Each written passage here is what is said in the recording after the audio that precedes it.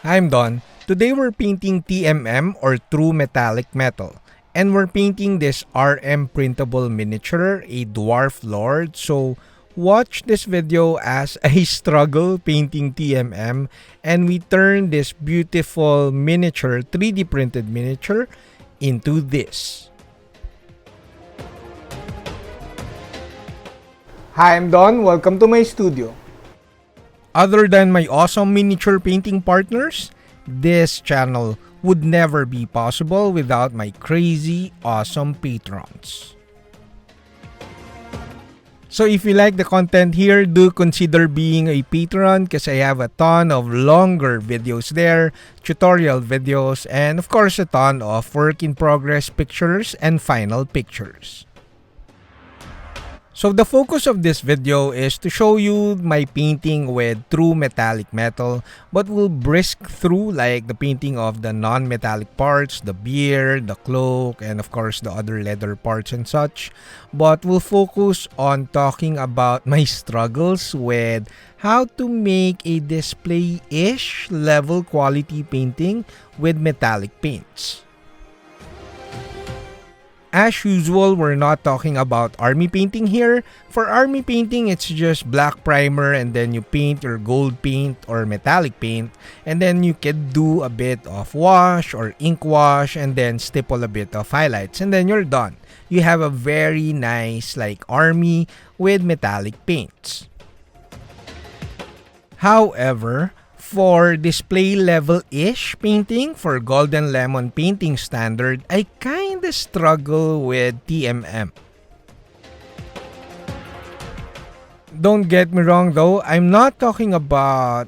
I did not enjoy the painting of this miniature, not because of the beautiful mini by RM Printable, and not because of the paints I used. So regardless of paint brand, may it be Vallejo, well usually Vallejo, regardless of the range, may it be Metal Colors or Game or Model Colors, and in here, this one we use Cuttlefish Colors, I kinda struggle with the whole process of making TMM, True Metallic Metal, look good. Also, I'm not saying non-metallic metal painting is better. It's just that I find it distracting. True metallic metal, I find TMM distracting. It's like everything is so shiny and I can't control the level of contrast and I can't like focus on giving more highlights to the miniature. But Cuttlefish Colors actually is giving me a good incentive on trying to improve on TMM painting. Now we're using Bullet Betty, which is a very dark metallic gray color which is perfect for underpainting. However, if I were to paint this again, I would add a bit more black, Cuttlefish Black Knight, so that I tone down the sparkling effect of Bullet Betty. However, the color is nice. With this one, I'm using, you could see in the video, I'm using like a bronze which is looking like a rich gold. It's also nice, but maybe adding a very dark brown or again black will tone it down better so that my highlights later in the video will pop a bit more. Now you can see we have a very nice metallic painted miniature. But again, we're pushing for Golden Lemon painting standards, so we'll try to improve this further. Now, I decided to use inks. I'm using Hyro paints here, Hyro inks. Much like other inks, of course, it will dry a bit shiny. That's the nature of inks, but this should work like a charm. But of course, if you don't have access to this Hyro paints, you could use any inks that you have in your workbench.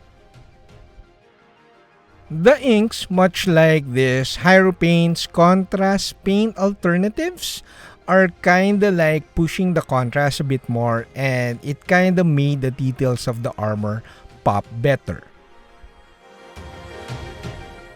Basically, the purpose of the wash, or in this case the inks, is to tone down the metallic paints so that it kinda makes, or it will kinda produce better contrast later.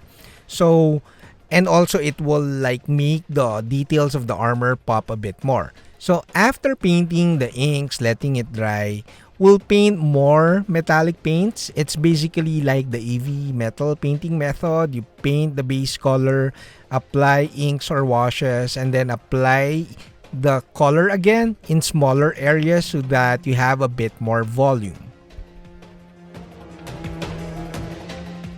As I've said, I'm not happy with my painting process here. I feel that if I mix a bit of black paint or Black Knight Cuttlefish Colors to my base colors, my metallic paints, it will dull down like the base color immediately. Thus, my highlighting will pop a bit more. No need for inks or washes anymore, but we'll try that in the next project. After letting dry the inks, now we apply a quick coat of Mecha Matte varnish. This is the most durable like varnish, acrylic varnish around in the market. The Mecha Matte varnish gave a uniform finish to our miniature. Also, it dulled down our metallics, which is perfect for our highlighting later. Before resuming with our metallic painting, I did a bit of layering to the other parts of the model because again, I'm not happy with my metallic paints. I mean, not the paints, but I'm not happy with my armor painting. So I did a bit of layering, some fat glazes with Cuttlefish Colors.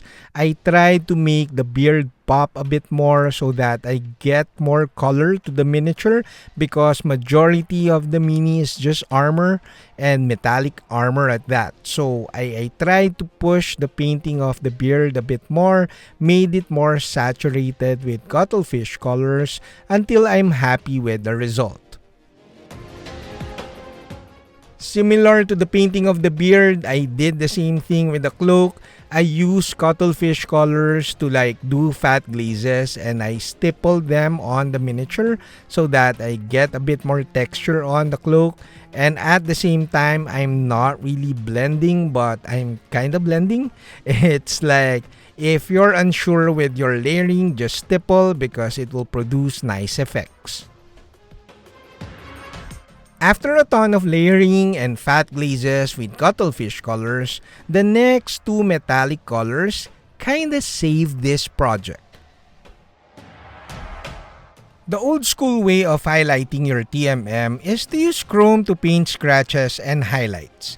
But this color, the next two colors, are awesome.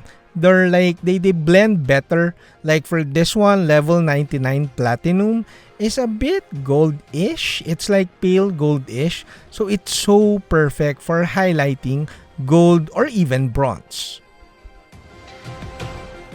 I stippled level 99 and painted it like I'm painting non-metallic metal. Now this next Cuttlefish color with a long name is actually pearl white. It's my first time to like lay my hands on pearl white and paint it as a highlight color or highlight paint for silver parts. As you can see, it made my silver, my dwarf steel pop a bit more, and it feels and looks a bit more like non-metallic metal, although it's super shiny. Now it's time to thank my crazy awesome patrons. Without these people, I cannot do miniature painting full time. Now it's time for our golden lemon reveal. This is... I kind of struggled with the process. I think I can make it more efficient. I'll practice off camera. Again, I think mixing a bit of black, especially Cuttlefish color black paint because it's a glazy black paint. It won't really dye or kill the metallic paint too much, but it will definitely dull down our base color. And then we'll use the last two colors, which is the pearl white and the level 99 platinum, which are awesome. Well, that's it, Pansit. I hope you liked the video, guys. The longer 24-minute tutorial version of this video is up at Patreon.